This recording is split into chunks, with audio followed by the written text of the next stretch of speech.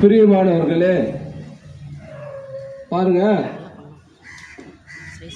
நாங்க ஞாயிற்றுக்கிழமை தெருவா என் ஊழியம் செய்யறோன்னா ஏசப்பா எங்களுக்கு எவ்வளவு நல்லது செய்திருப்பார். பிரியமானவர்களே, உங்களுக்கு அந்த நன்மை வேண்டுமா? அந்த சமாதானம் வேண்டுமா? இந்த வியாதியிலிருந்து விலக்கி எங்களை காத்தது போல உங்களுக்கு காக்க வேண்டுமா? உங்கள் துக்கம் இன்றைக்கு சந்தோஷமாக மாற வேண்டுமா?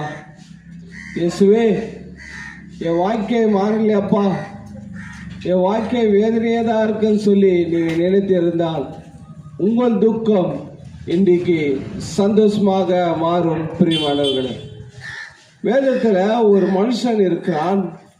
அவன் 38 வருஷமாக வியாதியோட ஒரு குலத்தான இருந்தான். பிரியமானவர்களே, பாருங்க, அந்த மனுஷன் எனக்கு எப்போ இந்த குலம் கலக்கமோ அன்னைக்கு தான் எனக்கு சுகம் கிடைக்கும் சொல்லி காத்திருந்து 38 வருஷம் ஆயிடுச்சு. பிரியமானவர்களே, அந்த மனுஷனுக்கு பிள்ளைகள் இருந்தாங்க. இந்த மனுஷனுக்கு வியாதி குணம் ஆகாதுன்னு சொல்லி அந்த பிள்ளைகளும் போயிட்டாங்க. மனைவி இருந்தாங்க. இந்த மனுஷனுக்கு வியாதி குணமாகாதுன்னு சொல்லி விட்டு போயிட்டாங்க. பிரியமானவர்களே, பாருங்க, ஒரு நம்பிக்கை, எனக்குன்னா ஒரு நாள் என் வியாதியிலேருந்து என்னை யாருன்னா காப்பாற்ற மாட்டாங்களா, யாரன்னா எனக்கு உதவி செய்ய மாட்டாங்களான்னு சொல்லி ஒரு ஏக்கத்தோட ஒரு துக்கத்தோட காத்திருந்தான். பிரியமானவர்களே, பாருங்க, அந்த மனுஷனை தேடி இயேசு வந்தார். அவன் நம்பிக்கை பார்த்தார். அவனோட எல்லாம் விட்டாங்க, கைவிட்டாங்க, மனைவி கைவிட்டாங்க, பிள்ளைகள் கைவிட்டாங்க.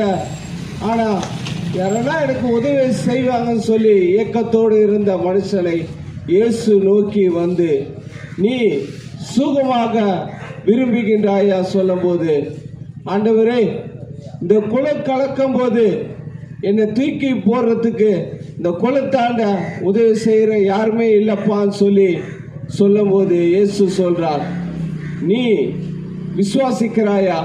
நீ உன் படுக்கை எடுத்து எழுந்து நடான்னு சொல்லும் போது பாருங்க, அவன் உடனே 38 வருஷமாக 10 படுக்கையா இருந்தான். பிரியமானவர்களே, ஒரே நொடிதான் இயேசு வந்து அவனை நோக்கி பார்த்து எழுந்து நடன்னு சொன்னப்போ எழுந்து நடந்தான். பிரியமானவர்களே, இன்றைக்கு உங்க வாழ்க்கையில டாக்டர் எல்லாம் கைவிட்டு இருக்கலாம், மனுஷன் எல்லாம் கைவிட்டு இருக்கலாம், சொந்த